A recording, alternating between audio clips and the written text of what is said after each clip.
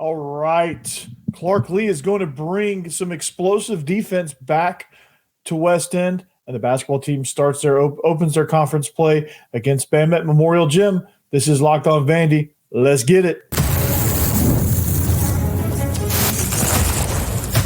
You are Locked On Vandy, your daily podcast on the Vanderbilt Commodores, part of the Locked On Podcast Network, your team every day. Welcome to the Locked On Vandy podcast on the Locked On Podcast Network. I'm your host, Corey Burton. Thanks for making Locked On Vandy your first listen each and every day. We are free and available wherever you get your podcasts and on YouTube as a part of the Locked On Podcast Network, your team every day. So today's episode is brought to you by Gametime. Download the Gametime app, create an account, and use the code LOCKEDON for $20 off your first purchase. So it's, you know what day it is. It's Friday. So it's Scheme Friday. And what that means is you get more diagrams. This time I'm going to flip over to the defensive side of the ball, right? So Clark Lea is taking back over the defensive play calling, which I think is going to be incredible for Vandy.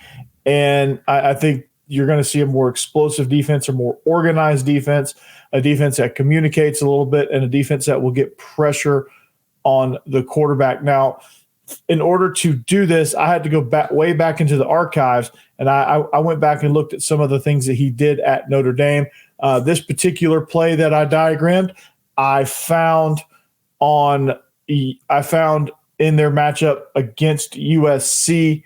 It is a man-free A-gap, C-gap pressure, and they're bringing that pressure from the field side, and they're locking down man-free into the boundary. Free safety sitting back at about 12 yards. So without further ado, let's get into the diagram, because this is exciting. Like watching some of those highlights and seeing kind of how they presented themselves defensively. I think it's incredible what they're doing and the things that he wants to accomplish defensively are going to be extremely beneficial to what Vandy wants to do overall, and getting pressure on the quarterback and playing more coverages that they're good at is something that, is something they need to do. So here we go. We've got PowerPoint, trying to pull that up right now. Maybe not. Maybe not. Let's see what happens here. Okay, having some technical issues. That's okay. So Clark Lea's defense is really, really beneficial, and they're really, really good. And so what I really like about this is that he does a really good job of getting creative with his pressures. And I think he is somebody that is going to not only get creative with his pressures, but he's somebody that's also going to be able to get things going, be able to get different guys in blitz packages, and being able to present a lot of problems from the defensive side of the ball. So I think it's going to be, again, this is exciting. And some of the new players that Vandy's pulled are also going to be integral pieces to what this defense is going to do, and so you're going to see a lot of variation, I think, as well. And I'm really excited about that. So this is going to be exciting stuff. And if you really want to kind of see the essence of a Clark Lea defense, go watch those Notre Dame highlights. Right, go watch those 2019 Notre Dame highlights. That was their last really, really good year before Clark Lea was before he got out of there and became the Vanderbilt head coach. So without further ado, here we go. This finally got it to work. We are no longer having technical difficulties. Hooray. So this is a review. I'm adding on. So every play that I diagram, I'm adding to the same presentation. So this is a review. This is, again, my favorite play. So can you imagine, I don't know if you can see my cursor, but the Z position here, just imagine that's Jeremiah Dillon. We talked about him yesterday, and we talked about this play in exact detail. Okay, so this is the play that I'm mentioning. Okay, I'll get myself out of the picture here for a second. One of the things, actually, you know what? Well, I don't think I can move myself. So I'm going to get myself out of the picture. So this is what I was talking about. This is Notre Dame versus USC 2019. Clark Lea is defensive coordinator. This is man-free cover one.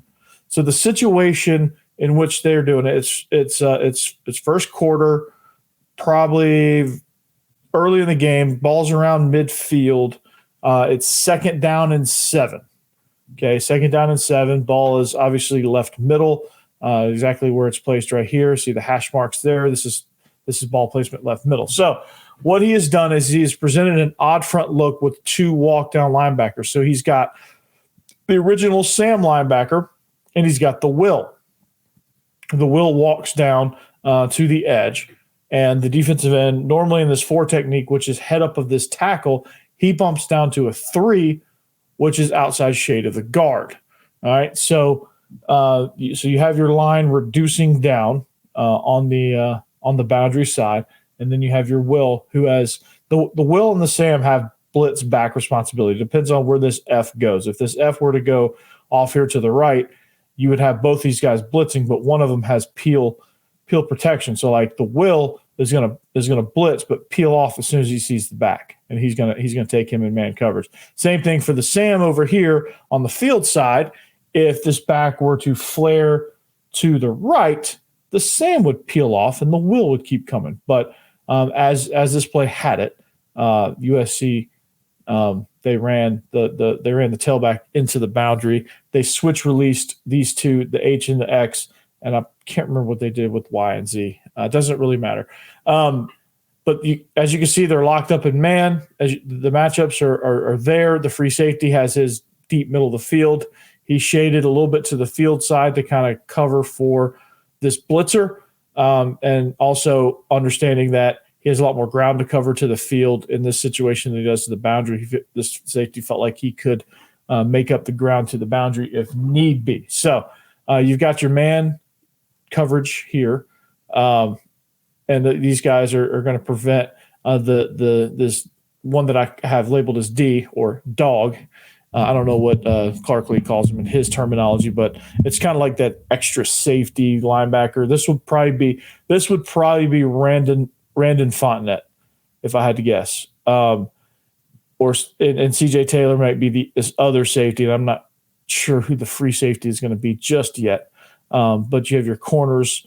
One of these corners is going to be Marlon Jones, and so yeah, it's going to be really, really exciting. So what you have the front doing, and the point of this is a pass pressure, right? This is a passing situation, and Clark Lea he diagnosed this pretty easily, but this was a passing situation in the game.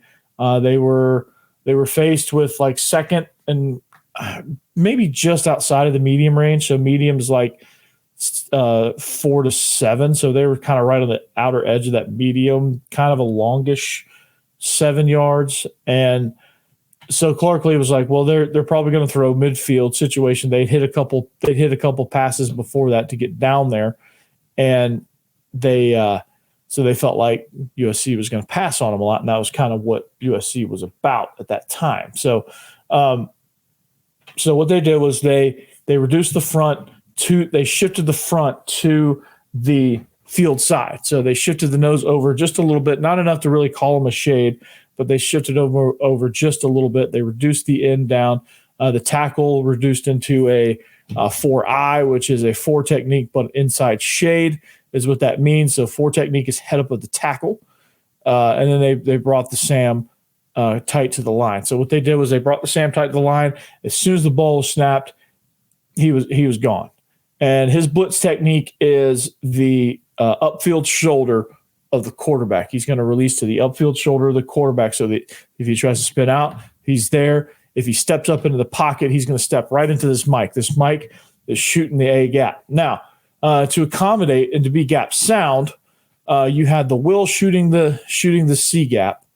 You have this end who I have it drawn up as a slant, but it's kind of like a lazy slant. It's kind of like I'm going to stick the B gap and play through the B gap to the C gap. Not really like shooting the C gap, not really slanting hard, but he is moving. he is going from guard to tackle. So he is moving within that gap. He's just taking that gap on a different route here. The nose guard is gonna slant across to the boundary A gap. The Mike linebacker is going to creep, and he is coming through the A gap. And this 4-eye tackle is going to shift down into the B gap. It's not really like a hard slant. It's just like he's going to take that inside gap, and the Sam's going to blitz off of the C gap. So your nose is trying to push the pocket from the center, trying to draw the center away, open that gap. So the point of slanting in this situation is this nose guard. He wanted to bump to the field shade a little bit to make sure that center thinks he is going field A gap, which I don't know. Like, you can't see my cursor, obviously, but the A gap is this right-hand gap between the center and the guard here. He wants him to think he's going this A gap. So when he slants across the center, he's hoping, and this is what happens. The center turns his shoulders a little bit, and this guard steps out to take the B gap, which opens up the A gap for the Mike linebacker. So you had a communication error with the guard and the center. Guard is covered, but his guy vacates. He doesn't communicate in time, and the nose guard comes into his gap. And by the time he realizes it and picks him up, it turns into a double team between the left guard and the center. The tackle absorbs the end, and with his eyes out here on the will runs the hump and then peels off to get the back. So he's not really a threat, but he would have got home as well. So they did a really good job of disguising this and opening up this A gap. This Mike linebacker kind of gets bumped around a little bit and doesn't get through as clean as he'd like, but it doesn't matter because his Sam got through extremely clean, untouched actually, and had a perfect form tackle on the quarterback. I think they dropped him for about a 6-yard loss on the play, bringing up 3rd and a mile. So this is something you can kind of expect from Clark Lea. And not only is it a well-designed pressure, it's also well matched with coverage because you have your guys accounted for, your gap sound with 6 guys in the box, and you have an extra coverage player with the free safety. So very, very good, very solid coverage here, very solid pressure. And again, this is what got Clark Lea the Vanderbilt job. This is what got the attention of the Vanderbilt people when they were going to hire Clark Lea. Is okay, this guy can put together some defenses, he can organize, and he is really good at diagnosing things. Now, whether or not he's actually too good at diagnosing stuff and can't be that CEO type, hoping that he can be the CEO type and kind of manage the program as a whole. But he is at the root of it. If it doesn't work out at Vandy, he's going to be a really good defensive coordinator somewhere. And there's no issues about that. There's no shame to be had in that. He's a great defensive coordinator. Hoping he can find it as a head coach here for Vanderbilt. I think that would be something that everyone's asking for. So, but this is something that you can expect from Clark Lea. This pressure can be run in a lot of passing situations. Around midfield is where you get a lot of passes. Second and medium, 3rd and long. Sometimes 1st and 10, depending on the team. But some of these passing situations, you can get some of these good pressures. And this is a fairly common pressure. But dialing it up at the right time is the key. So very, very, very impressive for Clark Lea. So again, I'm thoroughly impressed with it. I was enamored watching that, and I watched a few clips, and I watched some highlights of that USC game, and I was like, okay, this pressure stands out. This is something that I need to share because it is a situational thing that shows how well aware Clark Lea is of not only situations, not only field position, but the way USC plays and tendency-wise how they play based on and how they call their plays or how they called their plays that particular season in those situations. So he's really good at diagnosing, I think. That's something that you can expect from the defense. All right, we're going to take a very quick break. When we come back, we're going to look at Alabama basketball basketball is getting kicked off for they're getting their conference slate kicked off. So we're going to talk about that here next. All right, this episode is brought to you by FanDuel. The NFL regular season is wrapping up, but there's still time to get in on the action with FanDuel, America's #1 sportsbook. Right now, new customers get $150 in bonus bets, guaranteed when you place a $5 bet. That's $150 in bonus bets, win or lose. So the app is so easy to use. There's so many different ways to bet, like you can do live same game parlays. I did that all baseball season. I do the same game parlays with baseball. Make a parlay in the Parlay Hub. You can find bets, and then they have a new Explore tab that you can check out. You can make a parlay in the Parlay Hub. It's the best way to find the popular ones.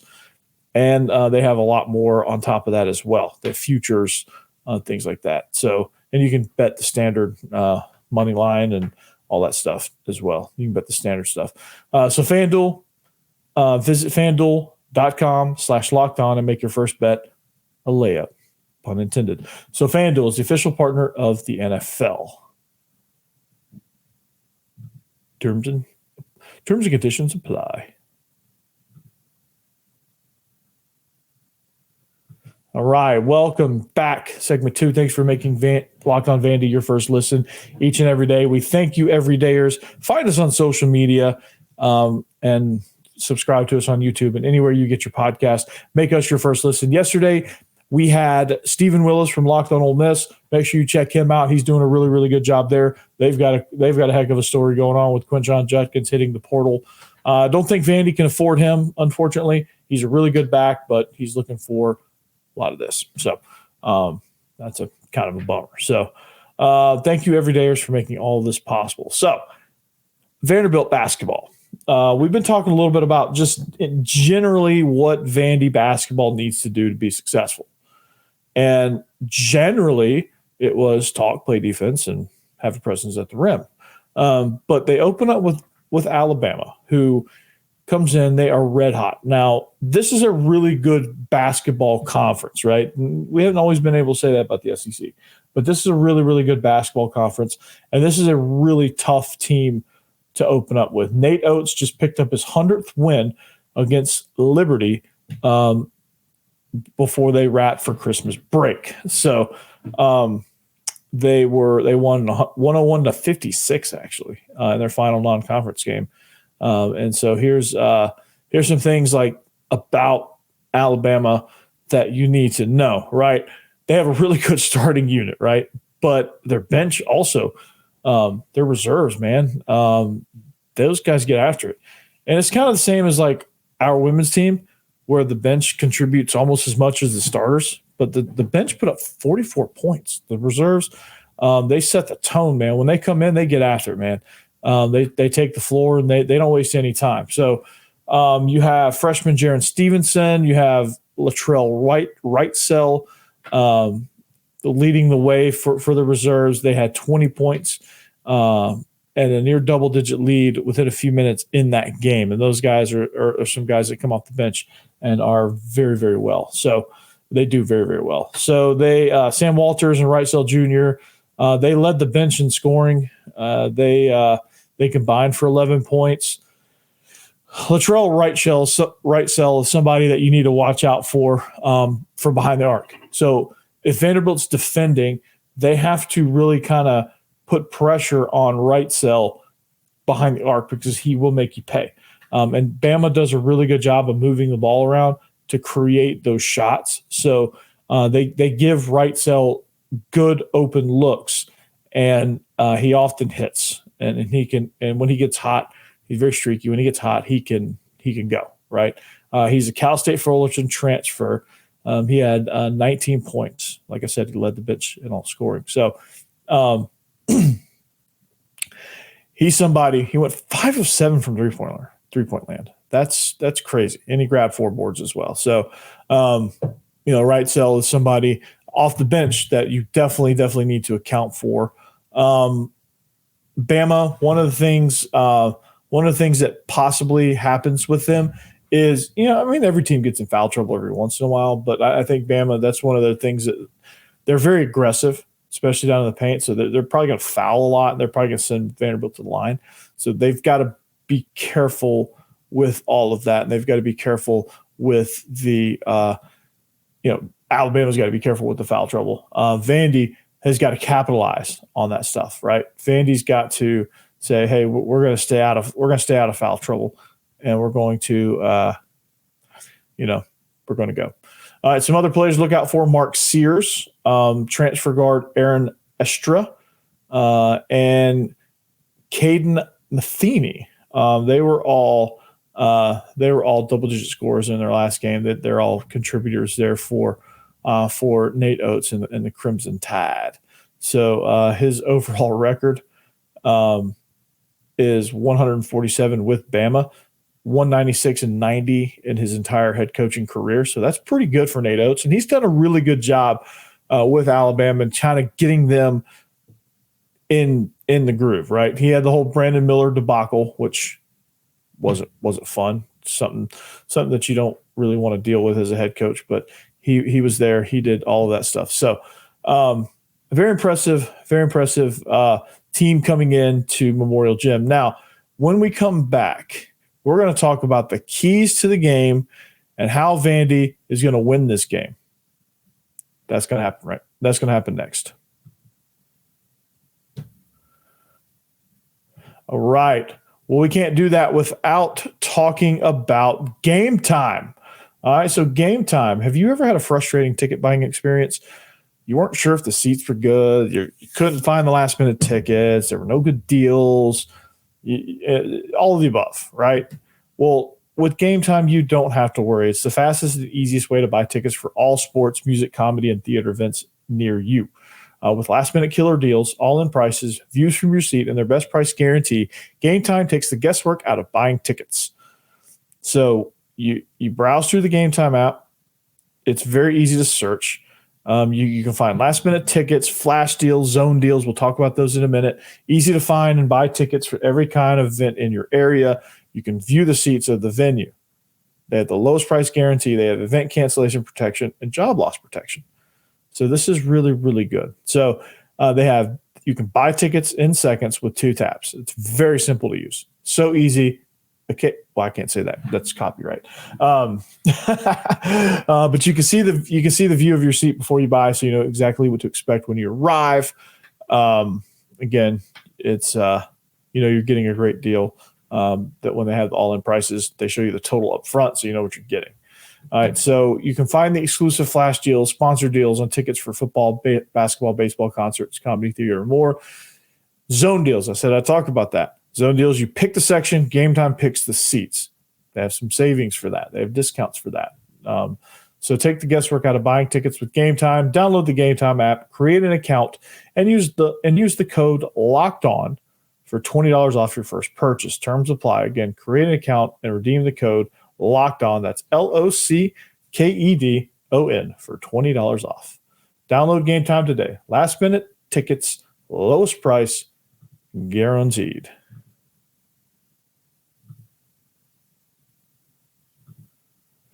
All right. Welcome back.